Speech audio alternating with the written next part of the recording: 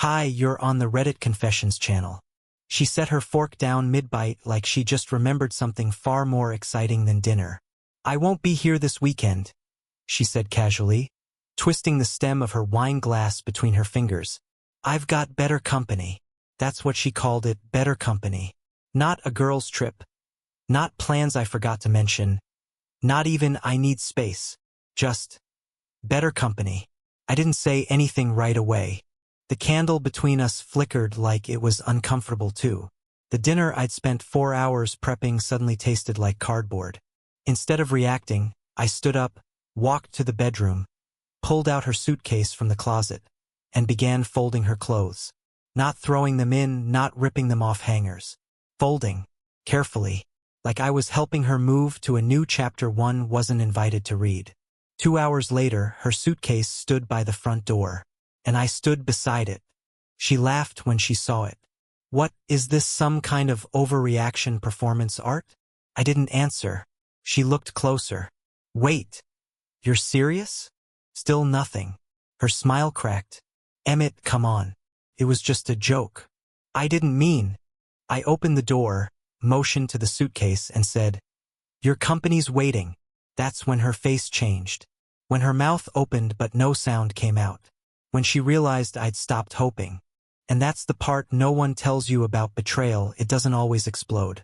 Sometimes, it just quietly takes your dinner plate, slides it into the sink, and never sits across from you again. She left. But that wasn't the end. That was the preface. The silence after she left was like insulation. Thick, suffocating. You don't realize how loud someone's presence is until it vanishes and leaves you with nothing but the buzz of your own thoughts. I stood by the door for a while, longer than I want to admit, just listening to the absence of her footsteps. I didn't cry. I expected to. I always cry too early, too easily, especially during conflict, but not this time. This time I felt something worse. I felt like a punchline to a joke I didn't get. And maybe I wasn't supposed to. That night I didn't sleep. I kept walking into rooms we decorated together, touching furniture we fought over in catalogs. Everything in the house suddenly looked like a monument to some fake version of us. I opened our wedding album at 3:12 a.m. And I swear, even our smiles looked staged, like two actors hired to sell forever to a crowd that had already left the theater. Around sunrise, I got a message from a number I didn't recognize. It read, "You did the right thing. She's been playing both sides for a while." My hands went cold. I replied, "Who is this?" No answer. I stared at the screen. My mind spun in every direction. Who would text something like that? And why now? I don't have enemies. I don't even have close friends anymore. Laurel had a way of softly pulling me away from everyone in my life until I existed in her orbit alone. And now that orbit was gone. I didn't go to work that day. Couldn't. I sat in my car in the garage, not turning the key, just staring at the closed door in front of me. I thought about driving somewhere, anywhere, but I didn't know where I'd go. I was 42 years old, and somehow I'd built a life so small that when one person walked out, everything inside collapsed. Then the doorbell rang. It was a woman I'd never seen before, brunette, tall, dressed in what I'd later describe as corporate casual betrayal. She looked nervous. She asked, "Are you Emmett?" I nodded. She said, "I think we need to talk. It's about Laurel." She didn't wait for an invitation. She stepped right into my house like the floor already knew her footsteps. I was too stunned to protest. She carried a leather folder pressed tightly against her chest like it was a shield. I closed the door slowly behind her, wondering if I was about to be served papers, told I had a secret child, or sold something that would bankrupt me further. What I didn't expect was the sentence that came next. "My name's Mara," she said. "I was with your wife's friend. Until 3 weeks ago." She didn't say boyfriend. She didn't say lover. She said friend, and it hung in the air like a mosquito you can't swat. Laurel used that word all the time too. Just a friend. How many times had I heard that phrase echo down our hallway, followed by her phone flipping face down on the couch? I asked her to explain. She nodded, like she'd rehearsed this moment. "Look, I found messages, pictures, calls at 2 a. I confronted him. He told me it was over, said she meant nothing.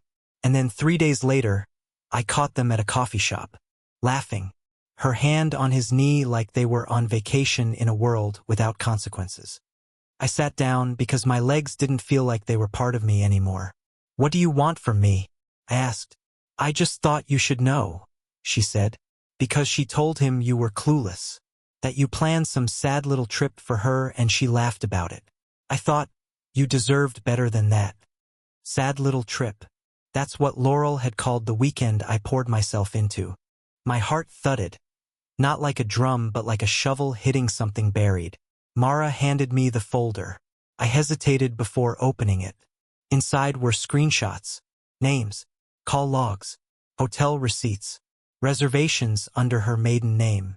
And finally, the one that hurt the most, a selfie of the two of them on the night I cooked her favorite meal and set out candles. She wasn't sick like she claimed. She was in a rooftop bar in the city, smiling against his shoulder, captioned, "Best company." Finally. I didn't cry. I didn't even speak. I just felt something cold and ugly curling around my lungs. "I'm not here to start drama," Mara said, voice softer now.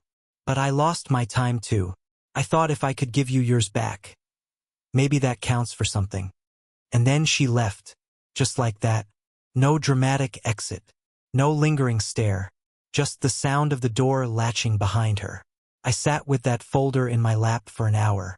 The same hands that once fumbled a ring onto her finger were now shaking over evidence of a reality I wasn't built to handle. That night, I didn't sleep again. I didn't eat. I just sat in the dark living room, staring at the one picture I couldn't stop thinking about. The one where she looked the happiest she had in years. And none of it was with me. And still, part of me hoped she'd call. Say it was a mistake. Say it was fake. But what came the next morning wasn't a phone call. It was a message from Laurel herself. And that was a whole new level of betrayal. Her message came at 7:06 a.m. I remember the exact time because I hadn't even gone to bed. I was still on the couch, phone in hand, scrolling through the same screenshots Mara gave me like I was trying to memorize the shape of betrayal. When the notification lit up my screen, I stared at her name for almost a full minute before opening it. I don't know what I expected. An apology, a confession, a voice note soaked in regret. But what I got was this: "I think we both overreacted. Let's talk later. I still care about you." Overreacted? That word sat in my chest like a brick dipped in acid. We overreacted? I had spent 2 nights alone, trying to breathe through the weight of discovering that the woman I loved had been mocking my attempts to save us. And her takeaway was that we had both somehow messed this up together? I didn't reply. Not because I didn't have words. I had too many.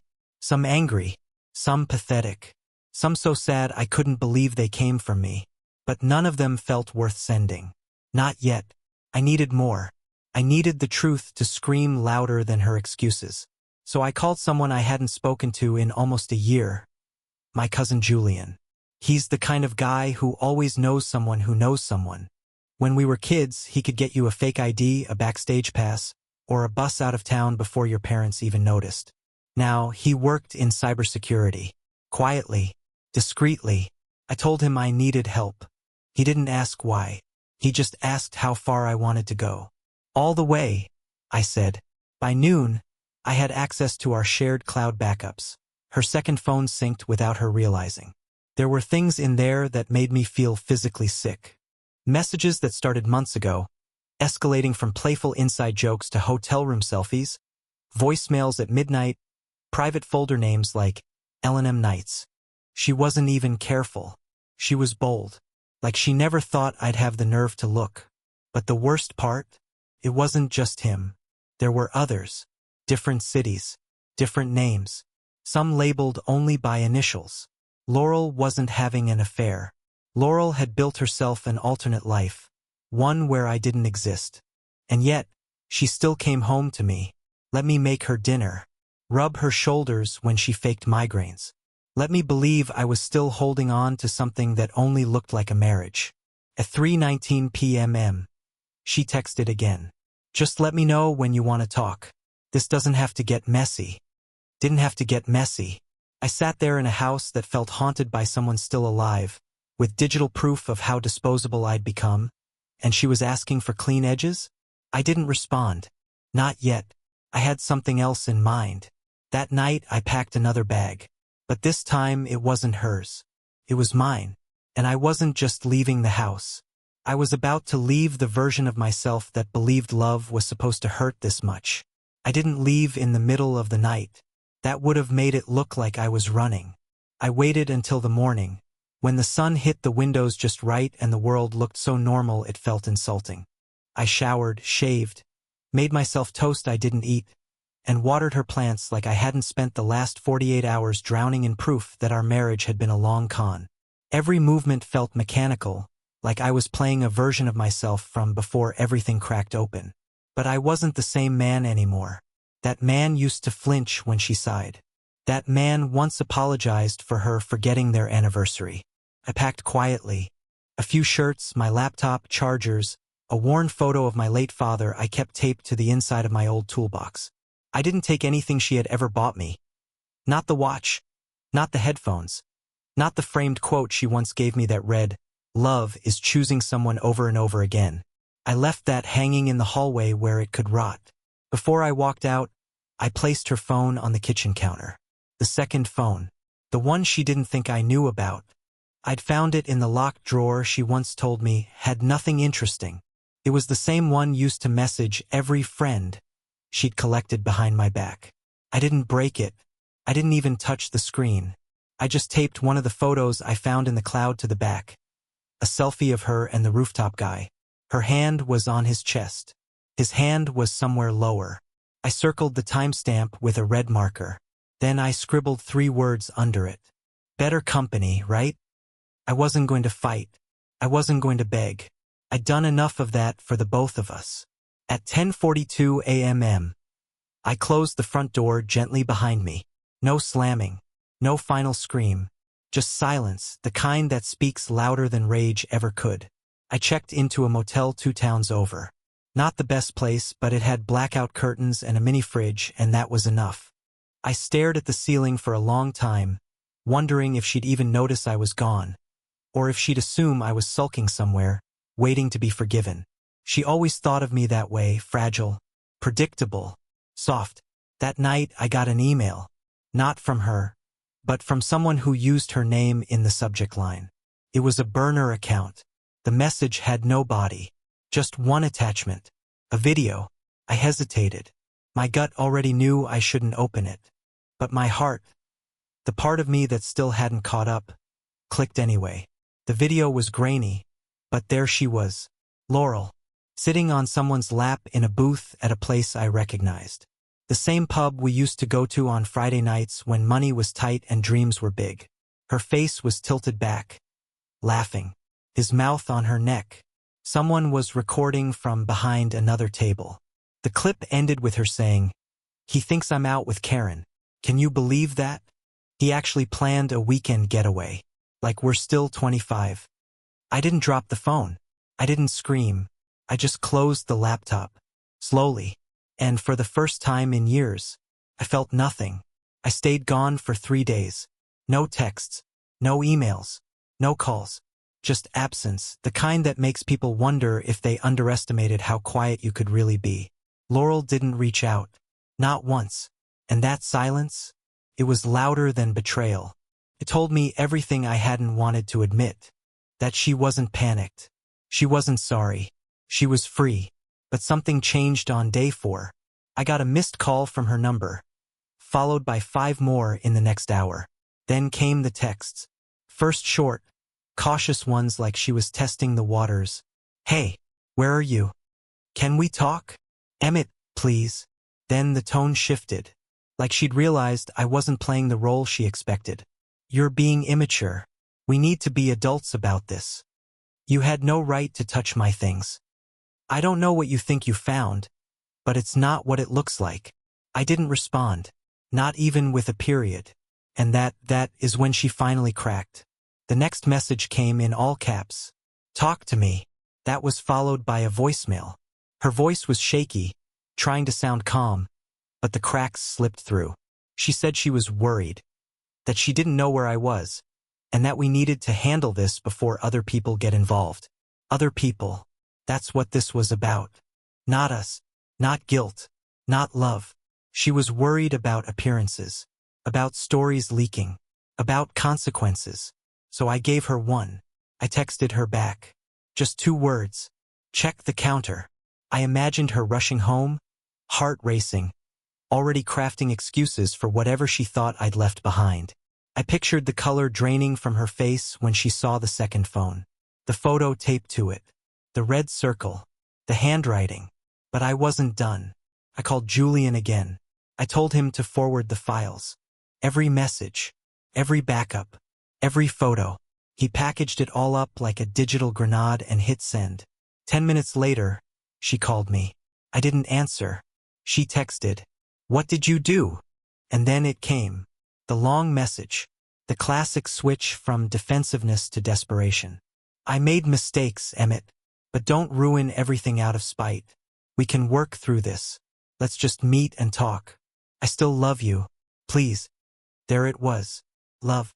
Funny how it only shows up when control slips away. I didn't reply. Instead, I sent one more message. "I planned a weekend to save us. You planned an escape route. I just took mine a little later." No threats. No insults. No screaming. Just the truth. A truth she could sit with in that silent house. That night I went to the lake. The same one where I'd booked the cabin. I sat by the water with the moon reflecting back a version of me that didn't look like a man begging to be chosen. And for once I didn't feel lost. I felt found. The motel room smelled like cheap lemon cleaner and old secrets. I'd been living out of a duffel bag, drinking bad coffee, watching the ceiling like it might finally drop the answers I never got from her. I wasn't sleeping much, but I was thinking clearly for the first time in years. Then I got the call. It wasn't from Laurel. It was from our neighbor, Nolan, the guy who always borrowed my ladder and never returned it. He sounded nervous. "Hey man, I don't want to be in the middle of anything, but Laurel just showed up at your place. She's banging on the door, yelling your name. She's been there for like 20 minutes. I didn't say much, just thanked him and hung up. A few minutes later, Nolan sent me a video. I didn't ask for it, but I watched it anyway. There she was, standing on the porch, makeup streaked, hair pulled back like she hadn't slept, shouting into the keyhole. "Emmett, please, we can fix this. I messed up. Okay? But we can go back." Go back. That phrase hit harder than I expected. As if time was some door you could just walk through because you didn't like the consequences of your last exit. She didn't know I wasn't even in town anymore. And she definitely didn't know what was waiting for her on the other side of this storm. Because I had one last card to play. You see, Julian wasn't just a cybersecurity guy. He also had connections to a guy who did freelance investigation, background checks, financial tracing, digital forensics. I asked Julian to dig, not just into Laurel's affairs, but into the man she'd called her better company. The one I knew by face now from the rooftop photo. I wanted to know everything, and what came back made my hands tremble. The man, Marcus, was married, with 2 children. He worked at a company that had strict moral clauses in their contracts. The kind of job where reputation meant everything. There were receipts of hotel stays charged to his corporate card. Messages sent on a work phone. Even photos of the 2 of them entering his office late at night. A building with cameras on every floor. I had everything. I didn't want revenge. Not exactly. I didn't want to destroy him. Or her. But I wasn't going to protect either of them anymore. So I did the only thing I could think of. I packaged it all. Every screenshot. Every receipt. Every time-stamped message and image. And I sent it to one person. His wife. No message. No explanation. Just the truth. 15 minutes later, Laurel called again. 17 times. Then came the final message. "What did you do?" His wife called me. His job knows. "You ruined everything." I stared at the text for a long time before replying. No, I just stopped covering for it. That night, I booked another night at the motel. Not because I was hiding, but because I wasn't done walking away yet. The next morning was quiet. Not the kind of quiet that comes after a fight. The kind that feels like actual peace. For the first time in months, maybe years, I woke up without checking my phone for her messages or my stomach twisting into knots from something unsaid. I opened the curtains and let the light pour in like it belonged to me. Laurel didn't call again. Not that day, not the next. Maybe she finally understood that this time, I wasn't bluffing. I wasn't coming back to explain myself. I wasn't going to help her sweep her mess under our shared rug. I was done playing the steady husband while she played tourist in other people's arms. But I didn't hate her. That surprised me. I thought I would. I thought I'd want her to suffer, beg, break down. But all I felt was release, like stepping off a sinking ship and realizing the water's calm enough to swim. I moved out officially a week later. Got a small place with creaky floors and too much sunlight, where no one knew me as Laurel's husband. I started doing the things I'd postponed for someday. I fixed up an old bike, took solo walks in the evenings. I even started journaling, something she once mocked as too emotional. A few friends reached out when they heard what happened. Most were shocked. A few weren't. Turns out people notice more than you think, they just don't always speak up. Julian and I met up for a beer. I thanked him for having my back, for helping me uncover the truth. He just shrugged and said, "You needed to see who she was. But more than that, you needed to see who you were without her." He was right. It took losing everything I thought I wanted to realize I hadn't lost anything at all. Just illusions, performances, a partnership where only one of us showed up. And now I show up for myself. Every day. If you're reading this and wondering if you're being too sensitive, if you're holding on too long, if love is supposed to feel this exhausting, maybe it's time to ask yourself a different question. What if letting go isn't giving up? What if it's finally letting yourself breathe? Thanks for watching this story unfold on the Reddit Confessions channel.